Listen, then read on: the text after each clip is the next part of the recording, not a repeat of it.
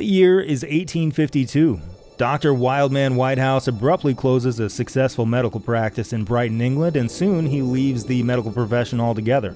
His full name is Edward Orange Wildman Whitehouse, so he had a lot of options to choose from. If he were the kind of person who went by, say, Edward Whitehouse, well, that would have made him the kind of man who would have been content to remain a doctor for the rest of his life. And if Tim Taylor had been content to remain a Benford tool salesman, he wouldn't have ascended to the title of Tim the Toolman Taylor. Tim is, of course, a sitcom caricature, a pretend man so wildly overconfident and cartoonishly destructive that surely could never actually exist. Or could he? Wildman Whitehouse is our most volatile of Tims. He will fill the role of catastrophic Tim. He is a super Tim, a man who perhaps captures Tim's essence far better than any other man known to history. History features, and is sometimes propelled forward by, its fair share of dummies, dolts, screw-ups, jackasses, and blockheads, but I have never encountered anyone else quite like Wildman.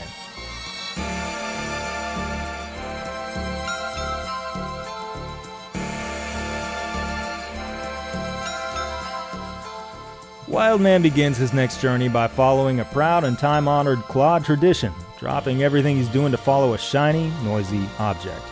The shiny object in this time is certainly the telegraph. I mean, what's not to love? You tap the telegraph key and it makes a fun little click and the battery goes zzz, and then a minute later the receiving apparatus starts spinning its own little wheel full of paper and it taps a bunch of little dots and dashes on the paper that form its own cool little code that you get to decipher. That's neat. I can't blame him for falling in love with it. But he's also a doctor, which puts him in a special position. For one, he has a little money to invest in his new hobby. For another, he's educated, so he's a decent writer. And as any honest writer would tell you, you can be a decent writer and also be a doofus. But my theory is that just like a diver needs a diving board from which to fall higher than they climb, you gotta first be a little bit smart if you're gonna be a lot stupid. And in this quest, a seemingly impossible quest to string a transcontinental telegraph cable across the bottom of the Atlantic Ocean, he could not ask for a deeper pool. Wildman Whitehouse is a little bit smart. He's also remarkably ambitious and hardworking, although he's the poster boy for working harder, not smarter. His experiments earn him the attention of J.W. Brett, who, along with Atlantic Telegraph Company director Cyrus Field, are pretty spooked by this phenomenon of telegraph signals slowing down to the point of uselessness underwater. Now, Brett describes Whitehouse as this dogged, outside-the-box experimenter, the exact sort of guy they want to tackle a problem that's eluded conventional problem-solving, but what Whitehouse actually is, and what I think Brett knows he is from the jump, is a guy who can spin a story. Brett has a bunch of cable lying around that hasn't yet been shipped out to places like the Red Sea, so he throws it to Whitehouse and says, "Here, go nuts." So Whitehouse starts pretending to be a scientist. This is a guy who, in championing his own outsider status, dismisses academic science by using the words scientist and philosopher interchangeably. He calls the forces of nature in their way the enemy, one he intends to conquer. It's not about solving or creating or inventing with this guy, it's about conquest in the name of England. Whitehouse has the attitude of a soldier marching off to war, but at the same time he lacks the stomach for the regimentation, routine, and standards that define the life and purpose of a soldier. He wants to be both conquering hero and one-man army, which we see in the proprietary nature of his experiments, but he's never accrued any hands-on real-world experience, and as we'll see, whenever he does get the opportunity to do so, he calls in sick. He's like Rambo if Rambo never went outside. One observer notes that concepts like intensity and resistance, in other words, the basic building blocks upon which our entire understanding of electricity is built, are really not of much interest to Whitehouse. So God knows what his experiments, if you want to call them that, are actually going to teach anybody about anything, especially since said experiments aren't very repeatable since he uses his own proprietary equipment he built himself. He has this apparatus that lets him shoot current through a wire, then some doohickey on the other end scribbles some lines, and he declares this to be the current's autograph. This is what those in the field of modern science would refer to as dicking around. Some dismiss his experiments as largely scientifically useless. Oh yeah? Well then why does everyone call him the Lightning King? Yeah? Why does everybody call me the Tool Man? Because it's your show and you made up the name? Yep, this is their show and they made up the name. The Atlantic Telegraph Company has decided that Whitehouse is their man and they've done a whole lot of work to hype him up, including giving him the nickname Lightning King. But his credibility is still under attack, as is Tim's when a guest establishes that she is a lot more qualified than he is. See, Tim and Wildman have the exact same problem. They're neither practical men nor men of science. Historically, Whitehouse has been framed as a practical man by default since he seems to despise the entire field of science the second it gets too tough to follow. But as Bruce J. Hunt convincingly points out in his 1996 paper, Wildman was no practical man at all. He had zero experience in the field. He'd never actually played any part in laying or maintaining any functioning cable anywhere in the real world. He just screwed around in his lab and pretended to accomplish things. Tim's exact same dilemma is laid bare in the Season 3 episode of Home Improvement titled Swing Time, in which he's so burned up by the prospect of a woman being more qualified than him that he challenges her to a trivia contest, which he loses. Badly. In a non-rusting aluminum epoxy, what are the percentages of aluminum and epoxy? Easy. Everyone knows that. 70% aluminum, 30% epoxy. Actually, that's 80% aluminum and 20% epoxy. 70%, 80%. What's the difference? One is right and one is wrong. Having lost his claim to the title of Man of Science, Tim insists on skipping to the bonus round where he can demonstrate that he has no use for science because he is the practical man. And what is that? It's the Toolable Super Bonus Screw-Off. First person to screw those screws in takes the whole thing. Tim makes Wildman Whitehouse proud by foregoing all the reliable and time-tested power drills in favor of his own handmade piece of crap. Your electric screwdriver has a gas engine? It's big, it's stupid, it sucks. He loses. These men are neither men of science nor practical men. They're just loud and busy.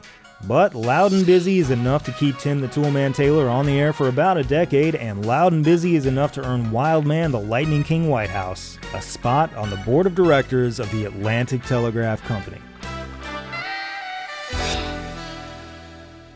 Their intention is for Wildman to serve as the company's attack dog. The law of squares put forth by William Thomson threatens to doom the project before it even gets going. It argues that the capacitance of the cable's insulation combines with the resistance of the wire itself to produce an exponential slowdown effect. Thomson has suggested that this effect could be sufficiently mitigated if the copper wire interior were larger and of higher quality, but Cyrus Field's trademark impatience has led him to already order the manufacture of the cable without heeding any of this advice. This is the cable they're stuck with. Defending it seems impossible. But it's not impossible to Wildman, who continues to demonstrate a singular gift for saying stuff. Thomson has laid out a very thorough defense of his law of squares. I do not understand any of this. I would like to tell you that I really gave it my best shot, but I think I made it to about this equation right here before pulling the ripcord. I'm just not doing this. Sorry. And neither are the investors, who have about as much appetite for all this stuff as I do. Wildman's counter-argument to the law of squares is, I gotta admit, a lot more palatable. It basically boils down to his claim that he tested hundreds of miles of cable with his own methods and it was fine. How did he test them? Doesn't matter. He calls the law of squares a, quote, fiction of the schools. In other words, it's for nerds. Wildman's argument is vague and insubstantial, but the layperson investor doesn't know that. In fact, they probably appreciate hearing that all these ivory tower schoolboys are philosophers who work in abstractions and don't understand how things really get done. Whitehouse and Thomson spend the fall of 1856 going back and forth a few times in London scientific journals. It should be noted that while the law of squares is generally accurate, Thomson, as he himself will later admit, made some hasty assumptions based on it that were less than perfectly accurate. More than anything though, he's having trouble figuring out how to even respond to Whitehouse because he's not exactly sure of what Whitehouse is saying because he doesn't even think Whitehouse is exactly sure of what Whitehouse is saying. Apparently, Wildman experimented on that length of cable by just dumping it all in a gigantic vat and filling it with dirt, somehow believing that the dirt would present the exact same properties as if you submerged the cable in water, which of course is what he should have been most interested in. Wildman throws out a lot of assertions and conclusions that are just plain old regular wrong, but this one is special. He claims that wrapping a cable in iron wires is exactly the same as submerging it in water.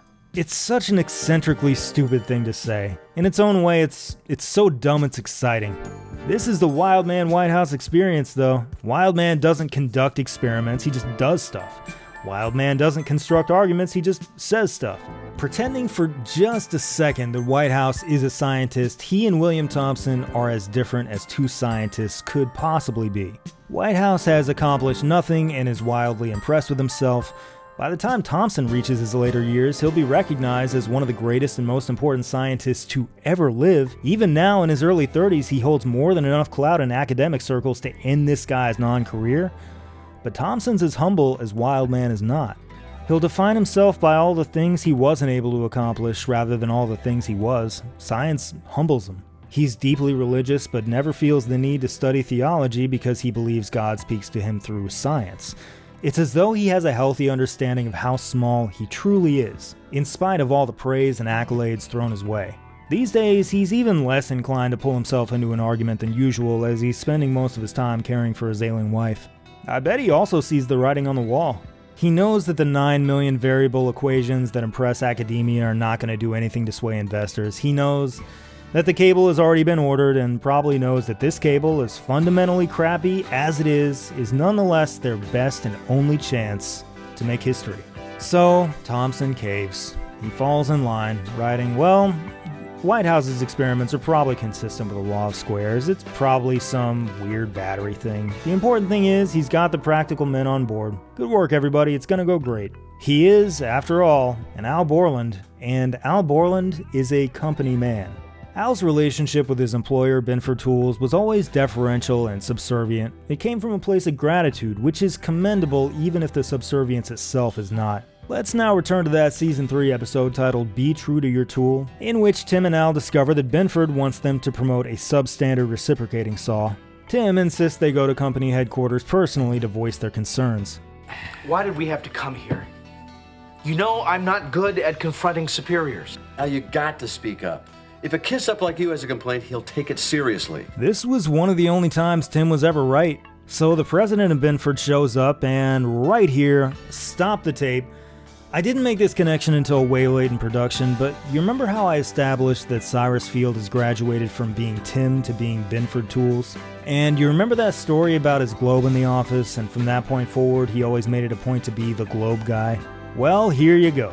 The president of Binford is very proud of the globe in his office, the calling card of the head-up-his-ass executive-class dumb guy. Continuing.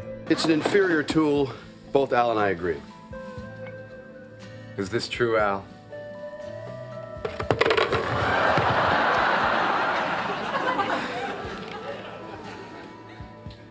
I would like some tea. He can't do it. He has too much loyalty to Binford to buck, even when he should. Maybe he feels like he's fully dependent on Binford and wouldn't ever be able to host another show elsewhere, and maybe he's right. How many third-rate regional home improvement shows can there be?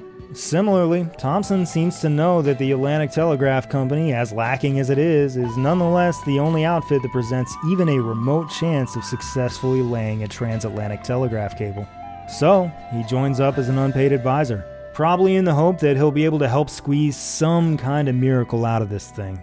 In so doing, the funniest thing happens.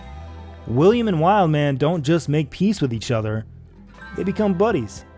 William pays Wildman a visit. Wildman shows him all his stupid instruments and experiments. William says they're neat. William publicly declares that Wildman's results are sound and it's all going to work out after all. William lends credibility to Wildman by talking him up in academic circles. He even tries to get him elected to the Royal Society. Thompson is way too smart to truly believe what he's saying here, but maybe he really has talked himself into it. As prolific as his contributions have been in theoretical science, he's still pretty new to applied science. Maybe he dismisses his own convictions as an irrational gut feeling, but he's humble to a fault here. Thompson should have trusted that gut, because he's right. And because one day, not too far from now, Whitehouse is going to return all this goodwill by betraying him. Al's do this, though. Goodwill is their vice. Tim gave Al every reason to walk away. He upstaged Al, he embarrassed him, he ignored him, he coasted on his hard work, he regularly put him in harm's way. He wouldn't stop clowning him, he wouldn't stop slandering his mother on TV. If the series finale of Home Improvement had ended with Al sending Tim to the hospital with his bare hands, I think we all would have understood. But Al stuck with Tim. He loved him. He cared about him. He showed up and came through for him again and again. He really shouldn't have. As the calendar turns over to 1857, both William Thompson and Wildman Whitehouse tell the Atlantic Telegraph Company that they need more time to experiment with the cable before they start laying it across the ocean, but remember, this project is being overseen by Cyrus Field, the man who, despite having next to no experience in the business of underwater telegraphy, went off and ordered 2 gigantic lengths of cable without even asking for feedback from someone like Thompson. He seems to have solely relied on the recommendations of Brett and the manufacturers of the cable, who predictably said, "Oh yeah, sure, it's gonna go great." This is also a man who ordered the cable to be produced in 2 different factories and was such a novice, or so careless, or both, that at no point did he ever bother to check and make sure the wires of both cables were being twisted in the right direction. Which they are not, so they're gonna have to complicate the process even further by retrofitting this cable with a big, janky bracket apparatus. Field, who feels a need to impress investors and who also feels a need to rush everything because he is the most impatient man alive, says no. No time for further experiments. We're doing this now.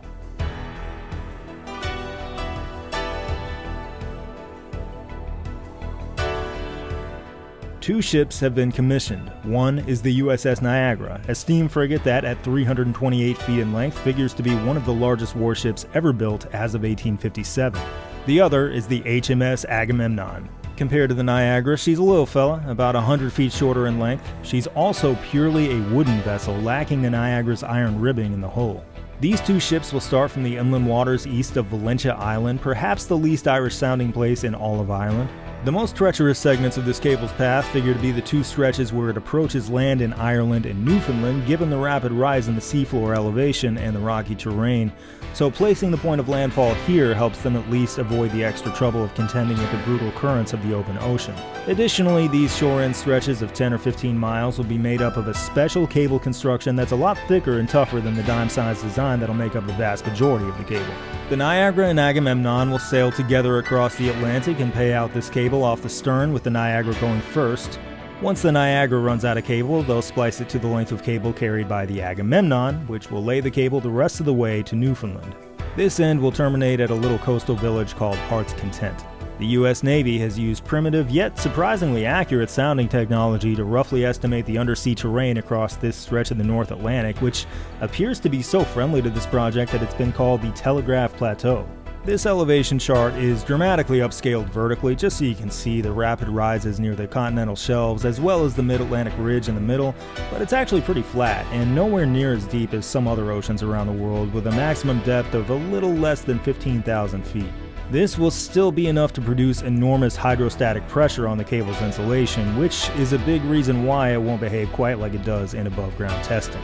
Now, of course, a range of different personalities had their fingerprints all over this project, and while I couldn't confirm this, my guess is that Charles Bright is the guy chiefly responsible for this incredibly impressive coiling system deep within the belly of the Agamemnon. An identical system is employed by the Niagara.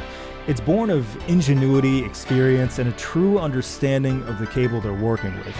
The cable is very carefully wrapped around this giant cone in perfectly round layers. Although they're missing from this illustration, a series of iron rings surrounds this cone, and when the cable is pulled above deck, those rings gently guide it through the hatch. Loading the cable like this is a very intricate process that takes them forever, but when you got 1,000 miles of cable coated in natural insulation and you can't afford any kinks anywhere throughout the entire length, this is how it's got to be. What this means though, and this is where we enter the Cyrus Field experience, the Agamemnon isn't big enough to comfortably store both this cable and the massive amounts of coal required to power the engine. If I were Cyrus Field, well, there are many things I would do differently, but for one, I think I'd choose to contract 3 large ships or even 4. Splice the cables into 4 lengths and splice them back together at sea. That obviously wouldn't be cheap, so I would just give myself more time to do the thing I'm best at if I'm Cyrus Field, talking a big game and raising money. This would also give Thompson and Whitehouse the time they were asking for to do more experiments, but nope, 2 ships it is. A couple of support ships will tag along, but they won't be carrying any cable. And while the gigantic Niagara can carry this load pretty much fine, the Agamemnon has to utilize its coal bunkers just to make room for the cable. This means that 70 tons of coal has to be stored on the deck in open air. They try to do this as smartly as they can, storing 35 tons on both the port and starboard side of the deck to stabilize it. Not optimal, but We'll probably find out whether or not this is a good idea soon enough, won't we?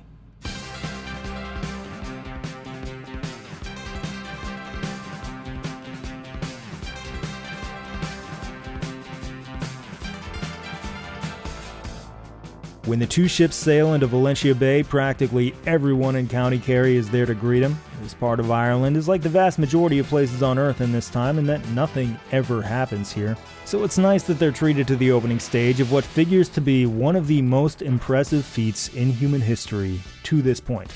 Nearly all the major players will be aboard one of these two vessels: Cyrus Field, William Thompson, Charles Bright, J.W. Brett, and unfortunately Samuel Morse. Wildman Whitehouse is a late scratch, staying home on the advice of his doctor, so the Tim Alpha, the Tim of Tims, will not be going. And as previously established, Cyrus Field, our previous Tim, has fully graduated into the form of Binford Tools. But don't worry, we will not be lacking for Tims.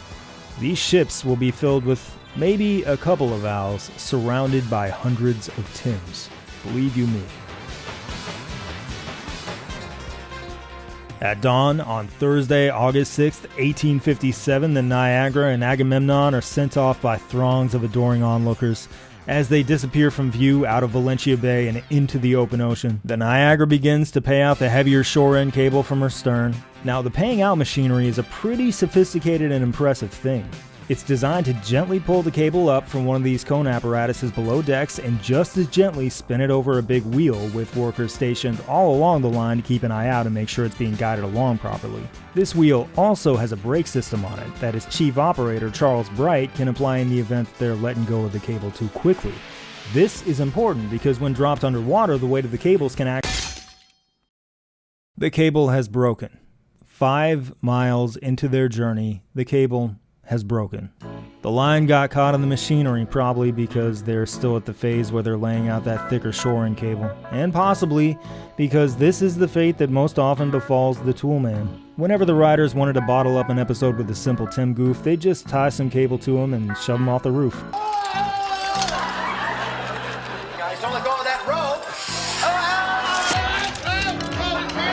rope! Cables confounded Tim. He didn't understand their basic properties, and how much can we really blame him? Cables, cords, ropes, these are counterintuitive things. I count myself among the legions of people who've broken a phone because our headphones snagged a railing or doorknob and yanked the phone right out of our pocket. These things humble us often. Luckily, they're still close enough to the shore to be able to go back and start over. This means one of the support ships has to go all the way back to the shore, pull it back out of the water, and resplice it, which takes a while. I'm not sure if the adoring crowd is still there. I hope they've all left because this is pretty embarrassing. Eventually they set off again, with the Niagara dropping cable behind it. The sun sets and they sail on without incident as the paying out wheel loudly cranks along. Cyrus Field's brother, Henry, describes an interesting phenomenon aboard the Niagara. The men are still rattled by this morning's incident and the lesson in how truly fragile this cable is. They feel like it could snap at any moment and rejoice in every moment it doesn't. Its fragility seems to humanize it in a way, as though they're caring for a sick friend. They even tiptoe and whisper around it as though it's resting and they don't want to wake it up. Their care is rewarded. Days pass without incident. The weather is good, the paying out machine keeps doing its thing, grinding more cable out of the holds and into the water. They can see the cables functioning well, which, by the way, is one fun little perk of this whole enterprise. While they're dropping this cable, they're actually also using it to send messages hundreds of miles back and forth between the ship and the station in Valentia Bay. This is incredibly useful since they'll know instantly if something happens to go wrong with the cable somewhere. It's also just unbelievably cool. They're in a ship, a moving ship in the ocean talking to people on land hundreds of miles away, 50 years before the advent of wireless radio. It's got to be the most amazing thing any of them have ever seen. On Monday evening, the line goes dead. It doesn't fade, it doesn't get jumbled up, it just plain stops instantly. The line doesn't seem to have broken because if it had, they'd be able to tell from a difference in weight on the cable. Not knowing what to do, they call the ship's electricians who can't make heads or tails of it, so they call the ship's racist, Samuel Morse. Morse has been in his quarters all day, horribly seasick, and I'm very glad he is, but if only for this particular moment, put yourself in his shoes if you would like to imagine hell. You're 66 years old and by all accounts about as seasick as you can possibly get, Bedridden, constantly vomiting, the whole deal, you're miserable, and since the ship never stops rocking and you're only a short way into the voyage, you know you're in for many more days of this. And then they drag you out of bed and ask you to troubleshoot a troubleshooter's worst nightmare. It's just a telegraph hooked up to a dead cable. You might have some sort of instrument to sort of ping the wire and try to estimate where the problem is, but it's 1857. Your instruments probably aren't precise enough to tell you anything valuable at all. And even if you could somehow isolate the length of cable where the problem was, you've already laid a couple hundred miles of it. What if it's mile number 37, mile number 174? What are you actually supposed to do about it? If you've ever had to solve a complicated problem while also being so sick you could barely get out of bed, multiply that by 10 with around 200 people anxiously staring at you, and you've got this. Morse can't do anything about this. Nobody can. And then, out of nowhere, the cable comes back to life and functions perfectly. To this day, no one knows why it went dead. No one knows why it clicked back on. Those aboard can barely contain their emotion. Their old buddy is doing just fine. There is, thankfully, an Al Borland in the mix. Charles Bright has spent every waking moment managing the brake on the cable's wheel, which takes an extraordinary amount of skill. In a report to the directors later this year, Bright will outline the ridiculous on-the-fly calculus that's necessary to operate this thing. So here's the USS Niagara. As of noon on Saturday the 8th, it's right about here, with a sea floor about 2,000 feet deep. The Niagara's been moving pretty slow, less than 5 knots. This is easy mode, but only compared to what comes after. It's still tricky. If he just sat there and let the wheel spin, it would spit out the cable way too quick. Because this cable here that's in freefall, it's not quite as heavy since it's underwater, but it's still really heavy. Since the ocean floor is 2,000 feet away, that's 2,000 feet of loose, iron-reinforced cable that's going to weigh on the wheel and make it pay out the stored cable way too quickly.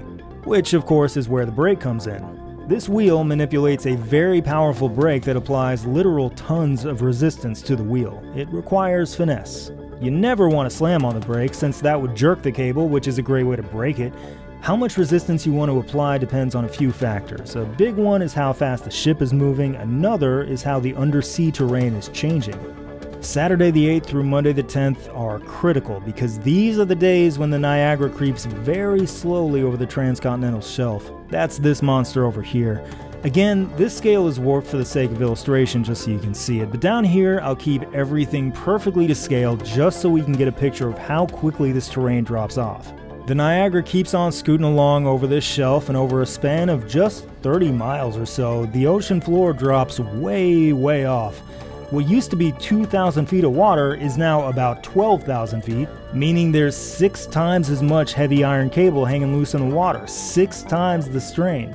So what Charles Bright wants to do here is minimize the amount of cable in freefall. Get it on the floor as quick as possible because once it hits the floor, it stops working against you. Ideally, it looks something like this. If he were to apply too much brake and feed it out too slowly, it would look like that. Obviously, that means way more loose cable hanging out there. You're basically playing tug-of-war with your cable, great way to break it entirely. But if Bright applies the brake too lightly and pays out the cable more generously, he runs the risk of this. It can kink up and fold over on itself, which could really easily crack the gutta-percha insulation. You're inevitably gonna need to pick up this slack, which is gonna mean dragging all this extra cable across the ocean floor. Also bad because for all we know, in 1857 there's all kinds of rocks and debris that could snag and damage it.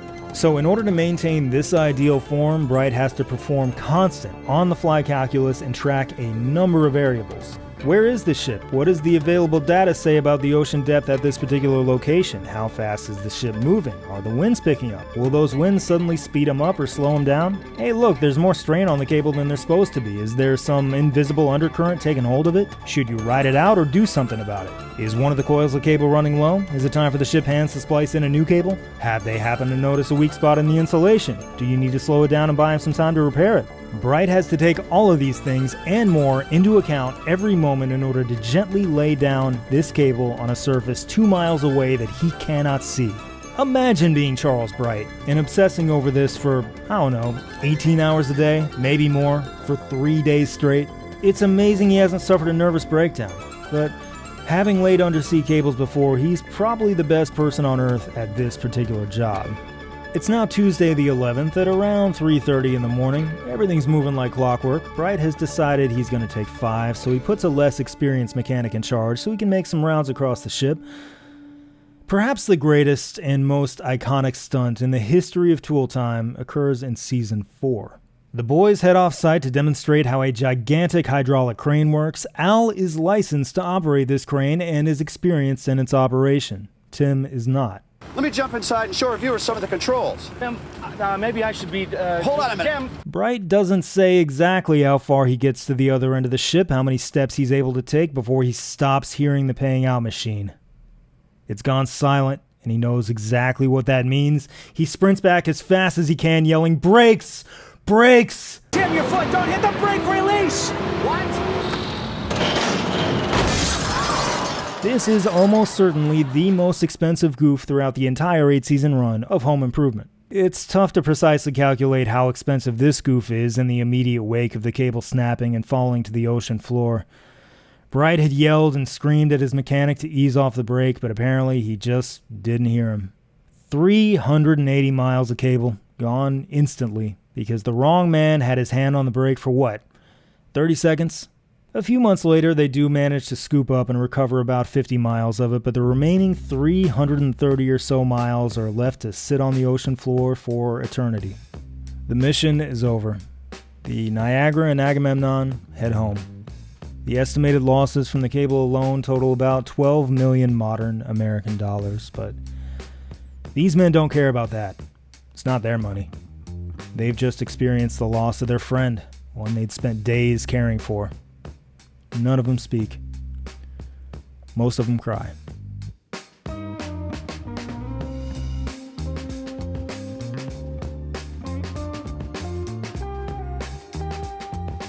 Now, this is one of those rare circumstances in which a Tim can find himself pretty useful. Tims tend to present extreme confidence that's quite often unfounded but powerful nonetheless. In the wake of the Atlantic Telegraph Company's devastating failure, Cyrus Field picks himself and everyone else right off the mat, refusing to let him or his company quit on this thing. He's a live wire. The second he disembarks, he makes the rounds among fellow board members, investors, and the press, championing the viability of this enterprise. It results in a second attempt in 1858, one that almost certainly wouldn't have happened without a guy like him banging the drum. He also, for a time, evolves into an end-of-episode variant of Tim, which is to say the Tim who actually learns a lesson and changes his ways in the few moments before forgetting it entirely and becoming his usual self in the next episode. And as usual, he learns his lesson by way of a conversation with a Wilson. Since the paying out apparatus was the problem the first time around, Field adopts a new technology developed by John Appold, a man who's the rarest of creatures. A rich guy who's actually uniquely gifted and seems like a pretty cool guy. He's invented a lot of interesting stuff, but he rarely bothers with patents at all, preferring to give his ideas away to the public for free. And now he makes available his brilliant automatic braking system, which engineer William Everett incorporates into a far more efficient paying out machine. This braking system can actually sense when the strain on the cable exceeds a set limit and release the brake automatically, thus protecting the cable. This would have prevented the snap that ended their last attempt. It's incredibly advanced stuff for 1858. So this time around, instead of staying together for the entire voyage, the Niagara and Agamemnon are going to stop at the midpoint, splice their cables together, and sail away from each other in opposite directions, laying the cables behind them. This means they will not be able to communicate with the shore, but they will be able to talk to each other on the trip home, which is probably more important.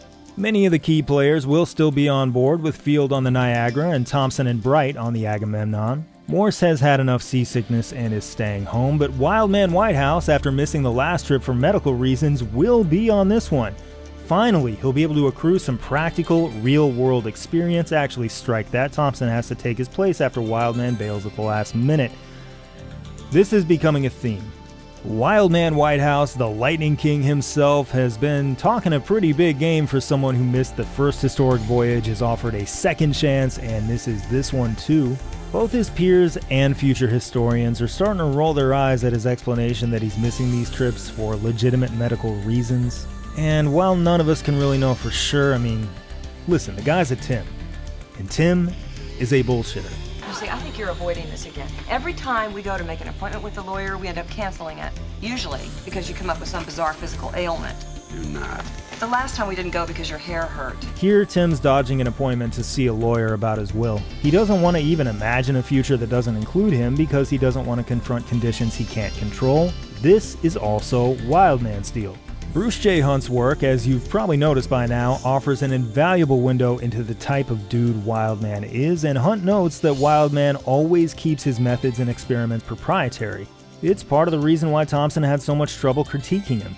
It's almost as though he was operating in his own bespoke language. He carefully curated his findings through papers and speeches and staged experiments, but he had no real collaborators, and I think that's by design.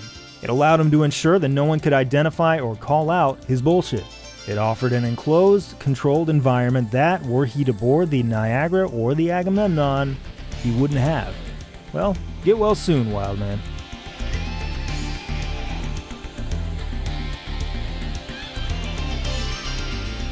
Unlike last time, the Niagara and Agamemnon set sail from Plymouth, England. Being a little more careful in the planning phase this time around, they've decided to begin the voyage on Thursday, June 10th, during a time of year when conditions are typically most favorable in the Atlantic Ocean. There's less fanfare this time, which doesn't really bother anyone on board because everything is actually going like it's supposed to. Throughout Thursday and Friday and into Saturday, the weather's nice, the waters are calm, they don't even have to worry about dropping the cable yet, but when they do, the new and improved paying out machine figures to run like clockwork. Having run out of things to worry about, some on board start complaining about the lack of a breeze. Less wind means less sail power, which means the ships need to burn up more of their coal. Oh, you want some wind? You'll get some wind. Soon, the sailors spot clouds and the horizon as black as night. This means one thing, and only one thing: it is tool time. What awaits them is an endless barrage of catastrophic events, as though every single tool time disaster occurred in unison. Against such powerful forces of nature, every man aboard the HMS Agamemnon who previously regarded himself and Al Borland will be reduced to a hapless, beaten, and bloodied Tim.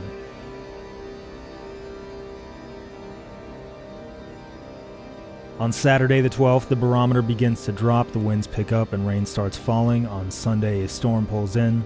It's not possible to objectively place the magnitude of this storm within historical context since modern meteorology did not yet exist, but multiple accounts describe it as one of the most powerful storms, if not the most, ever seen in the Atlantic Ocean.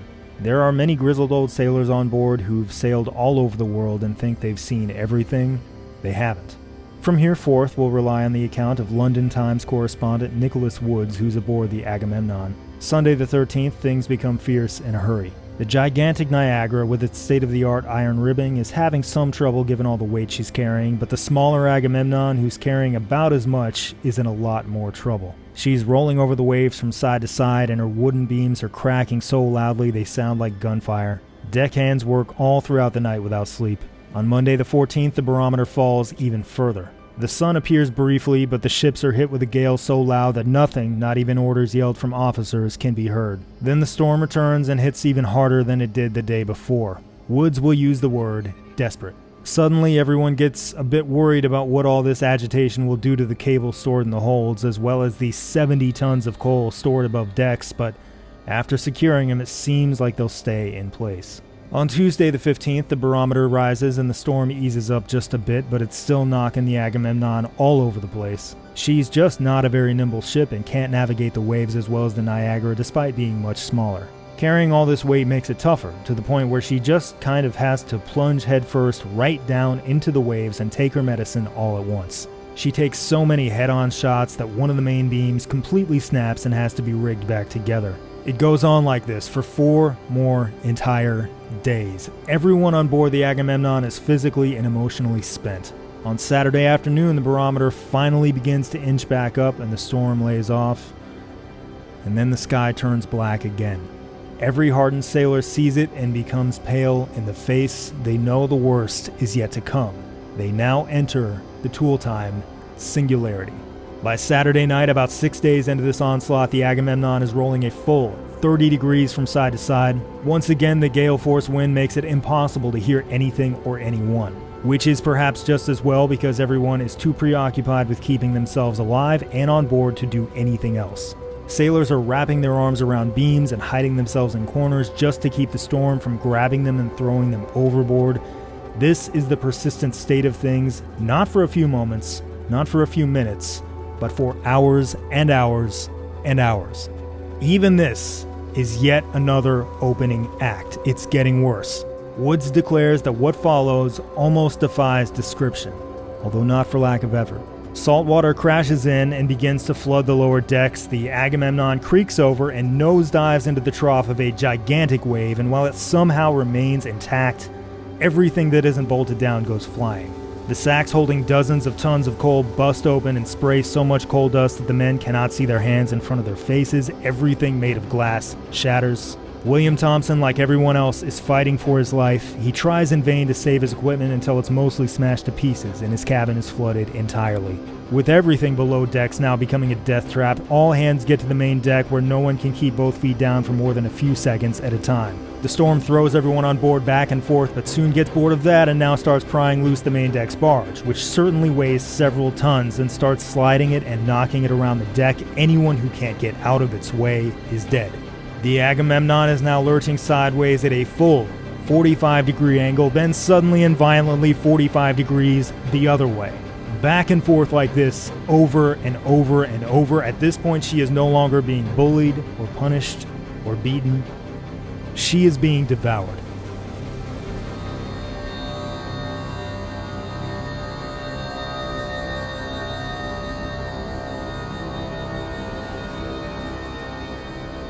An unholy cocktail is forming. Scalding hot soup is spilling out of its enormous cauldrons, burning anyone who touches it. Barrels of oil come loose, bouncing all around the ship and spilling highly viscous, highly flammable fluid everywhere.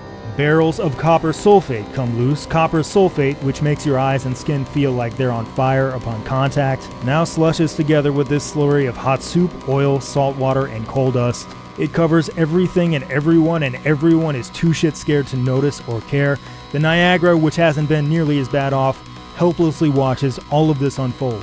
Having given the Agamemnon some space up until this point, she now moves closer and resolves to crash through the waves with her in an expression of solidarity. Those aboard the Niagara, including Cyrus Field, are incapable of offering any more than that. And after the Agamemnon nosedives into yet another mountain-like wave, those aboard the Niagara are convinced she's sinking. She isn't yet, although it's impossible to count how many devastating blows she's now sustained. Another one snaps off her steam pipe, adding scalding water vapor to that cocktail of oil, sulfate, seawater, soup, and coal dust. Having now endured approximately a week of this in some measure or another, some men aboard are so desperate for sleep that they actually work up the audacity, or more likely delirium, to lay on their cots. After a few seconds, the storm always throws them out and onto the floor. There's almost no furniture left that hasn't been reduced to crumbs. 50 miles or so worth of telegraph cable has shaken itself loose and whips around the lower decks, resembling, Wood says, a cargo of live eels. The Agamemnon is in this position in the first place, of course, because of this cable. She's carrying about 1,000 tons of it, making her almost impossible to maneuver. Bright himself describes the cable as, quote, the millstone about the necks of all on board. They could significantly improve their odds of survival were they to throw it overboard, but have resolved to hold on to it until it's clear they have no other choice. For this obstinance, the storm punishes them further, hitting even harder with a crash that sends a full 3/4 of everyone aboard ragdolling across the decks and smashing into one another. It's now when everyone aboard suspects they're likely to die. But this is the cable that will tether humankind together, and they will not surrender it to the sea. They will not give in to its demands, no matter what.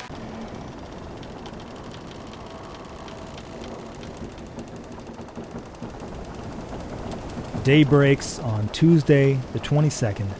The storm, one that lasted about 9 entire days, has finally left. Most sailors on board have lost their boots, which were either blown out of storage or torn right off their feet by the waves. Almost unbelievably, the Agamemnon survives, and no one aboard has died. The trauma of the experience might be best illustrated by these figures. 45 men are in sickbay. Only 10 are there because of physical injuries. The rest are, I suppose we can say, spiritually broken. As the officers begin to right the ship and find their bearings, they realize that the storm has blown them 200 miles backward.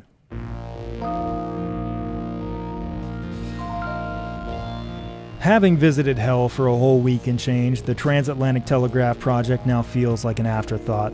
The Agamemnon does limp along with the Niagara to the rendezvous point. They splice the cable and go their separate ways, finally being able to utilize their shiny new cable devices. If you're trying to lay some cable, well, you can't do better than the Appleton Everett automatic braking system cable paying apparatus. If you're like me and you have a problem with space, well, you can't do better than the Binford 6100 telescopic ladder. It's a ladder. You are an adult who hosts a home improvement show. You cannot possibly mess this up. I want you to be careful so you don't... It's a wheel that goes forwards and backwards. You are an experienced mechanic. You cannot possibly mess this up. But again, the storm has reduced every hand aboard to a Tim. This Tim, probably in a fit of equal parts excitement and sleep deprivation, somehow pulls the wrong way, snapping the cable instantly. They quickly resplice and start over, but the tone has been set. About 12 hours later, in the middle of the night, the cable goes dead. Both ships turn around, meet back at the rendezvous point, and try to figure out what happened. Upon trading notes, they realize that the break happened at least 10 miles away from both ships, meaning it occurred somewhere at the bottom of the ocean. A devastating outcome. If a break happens near a ship or on its way to the bottom, you can chalk that up to a failure in the paying out, whether it's failing mechanics or human error. But if it was at least 10 miles away from the ships, that means it hit the ocean floor and then broke. How? Why? Absolutely impossible to know. What can be done about it? Absolutely nothing. Maybe we can execute everything perfectly and survive the storm of the century and still be doomed to failure.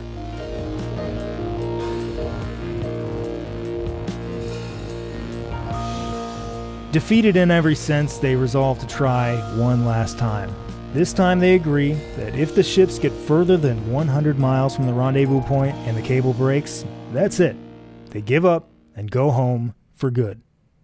The Agamemnon sails 114 miles away, just past the point of no return, and the cable breaks. As the coil stored on the main deck unwound, it was found that the storm had damaged the cable so badly it couldn't withstand the strain.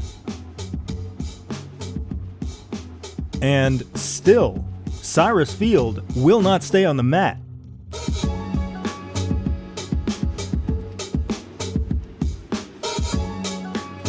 The impulsiveness that led him to rush the order of substandard cable, to rush the laying of that cable, to pretend as though any of this was his original idea to begin with, is the same impulsiveness that makes quitting impossible. Field has proven that he's not quite the knock-kneed, pencil-pushing businessman some had taken him for. He's been out there on both voyages, and when he beelines straight off the boat and into London to beg the rest of the directors of the Atlantic Telegraph Company to give it one last shot, he does so with a good deal of credibility. He is all in on this thing. Others are not. The room reeks of defeatism. It seems to have dawned on the investors how silly of an idea this all was. How stupid it was of them to think they could, on the cheap and on a claustrophobic timetable, string a telegraph cable to the other side of the world that was 6 times longer than the longest telegraph line in existence. Neither the technology nor our understanding of it is even here yet. Look at the progress we've made as of now. Attempt number 1, after repeated failures, couldn't even make it 400 miles. Attempt number 2, after repeated failures, couldn't even make it 300 miles. All this money and we couldn't even make it a quarter of the way, and even if we could, we'd still have to deal with the problem of signal slowdown, which we still have not found a proven solution for. We've jumped the gun. Maybe in 1880, or 1900, or 1950, we'll have the technology to actually lay a transatlantic cable that works. Trying it now is just throwing good money after bad. We might as well try to run this thing to Jupiter. One investor wants to call it now, sell off all the cable they have left, and cut their losses. The vice chairman of the company, who up until this last failure had been a rock-solid supporter of the enterprise, storms out of the room and never comes back. What follows could only be made possible by a rare yet powerful Tim-Al alliance. Cyrus Field joins forces with William Thomson and Charles Bright to passionately present their case that this is still worth trying. That they have enough cable left that even though the chances of success are probably 1 in 100, those odds are worth taking. They manage to convince the board, which votes in favor of one last try. This time, however, they won't wait another year, nor do they feel they can. As Cyrus's brother Henry later writes, "A bold decision needs to be followed by prompt action, lest the spirit that inspired it be weakened by delay." While there is still barely enough cable in the ships to run the entire length, there's not enough to allow for any more mistakes. It's clear that whether this succeeds or fails, this will be the last transatlantic cable expedition for many years to come. This is the Atlantic Telegraph Company's last-ditch Hail Mary, and no other company on Earth is capable of raising anywhere near enough capital to take up the cause if they fail. This is it.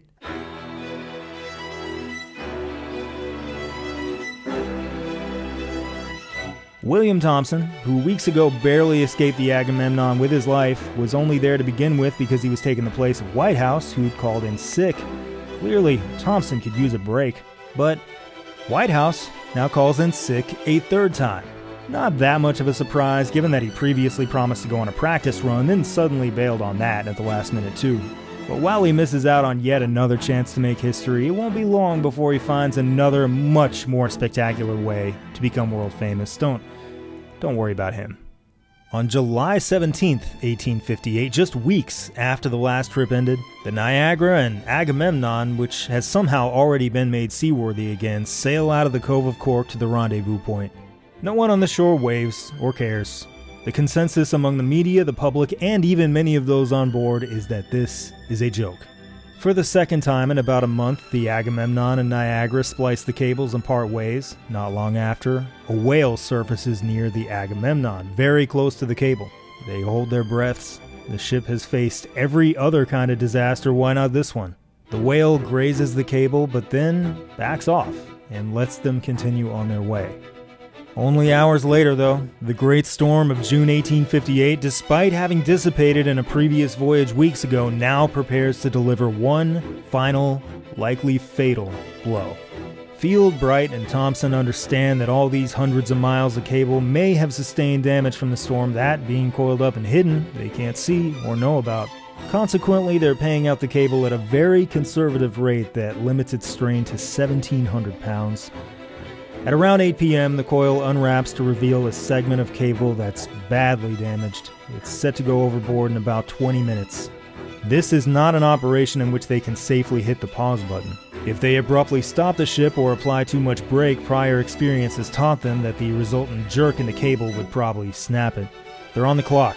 They should have enough time to make repairs. They're almost finished, and then Thompson reports that the current on the cable has gone completely dead. They understandably assume that this faulty segment of cable must be the source of the problem, that maybe they'd inadvertently broken the copper core while repairing it. They quickly decide they have no choice but to cut the faulty section altogether and make a splice. This is a far more involved and time-consuming maneuver. It's one they perform regularly, of course, but never this quickly. This is not enough clock. They cut the bad section and try anyway, racing against time. Right after it's cut out, right after it's too late, Thompson discovers that the source of the fault is actually miles up the line, far away from the Agamemnon. It had nothing to do with this segment they just cut out. Later, they'll learn that the current on the line died for the most basic of reasons. A battery went faulty on the Niagara, and all they have to do is switch out the battery for a new one to bring the line back to life, but in the moment, they don't know that. For all they know, the cable broke on the ocean floor again, and this panic they're in the throes of to make this splice is all for nothing. They embrace the panic anyway, even in the face of what they probably regard as near certain failure. Only so many men can work on the splice at one time, so the rest huddle around in breathless, helpless terror, eyes darting from the men's fingers making the splice to the coil that's quickly unwinding, shedding cable like an hourglass sheds sand, until finally, time has run out. They have no choice but to slam the brake on the cable, practically daring it to snap until the men can finish the splice. With no more slack on the cable, it begins to go taut. Portions of cable that were neatly rested on the ocean floor now start to peel back up, adding more and more weight to the line. The men look on in despair as the instruments report a steadily increasing strain far beyond the 1,700 pounds that was prescribed. It doesn't break. Before long, the strain exceeds 2 imperial tons and nears 5,000 pounds, nearly triple the amount that this poor cable should ever be asked to bear. It doesn't break. This correspondent describes the HMS Agamemnon as hanging by its end, as though this cable is pulling back the entire battleship. It's worth remembering that if this cable breaks, there is no more cable, there is no more investment, there is no more Atlantic Telegraph Company. There is no other company at this point in history that can even begin to dream of such a venture. If this cable breaks, the history of global telecommunications will be set back by years, perhaps decades. This cable does not break. Finally, after minutes that seem like days, the splice is completed and the cable is finally allowed to run free and fly overboard. The cable did not break. By this point, the Atlantic Telegraph Company has left hundreds of miles of cable to waste away at the bottom of the Atlantic Ocean. What happens to them? Well, in 1877, an engineer will raise and recover a piece of it and find that the ocean has eaten away its iron exterior entirely, leaving nothing but the insulation and copper core. It's nearly impossible to imagine any of it surviving into the year 2025. It's gone. It was abandoned as garbage, never having been connected to its destination. It belonged to no network. It never was, and never will be, part of this superstructure. But this cable, this thread, held on when snapping would have meant setting back the progress of global communication by years, probably by decades. It was probably damaged. It was made imperfectly. It was stored and treated poorly. It was ragged. It had survived a near shipwreck, and it was asked to heroically withstand multiple tons of strain, far more than it ever should have been able to bear. For reasons that cannot be explained, it survived. And it will make it to the shore. It will connect to this unified superstructure, this ship of Theseus, and although it no longer materially exists, it is the electric fabric that weaves through our walls and connects you to me right now.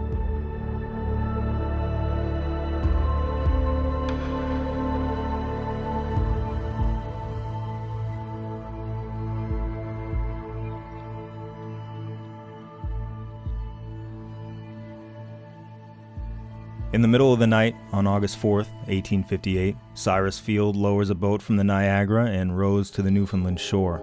He's still about a mile from the nearest telegraph station, which doesn't have an overnight operator, which will necessitate a trek of another 15 miles. He's about to get just a little taste of the terrors his former partner in fate, his old Al, Frederick Gisborne, experienced during his Newfoundland adventure years ago.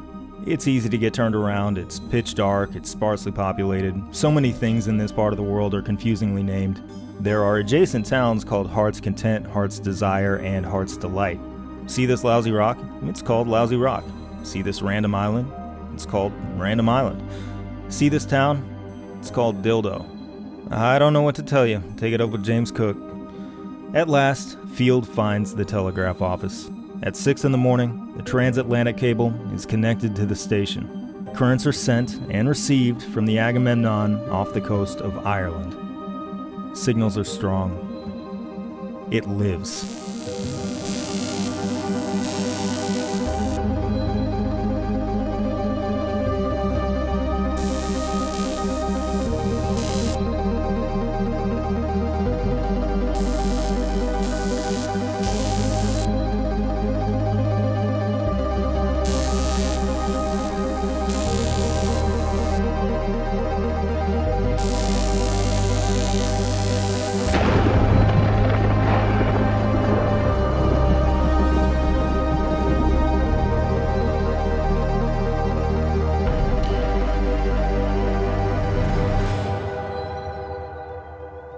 In Ireland, the opposite end of the cable is dragged in from the shore and connected to the telegraph station by Dr. Wildman Whitehouse.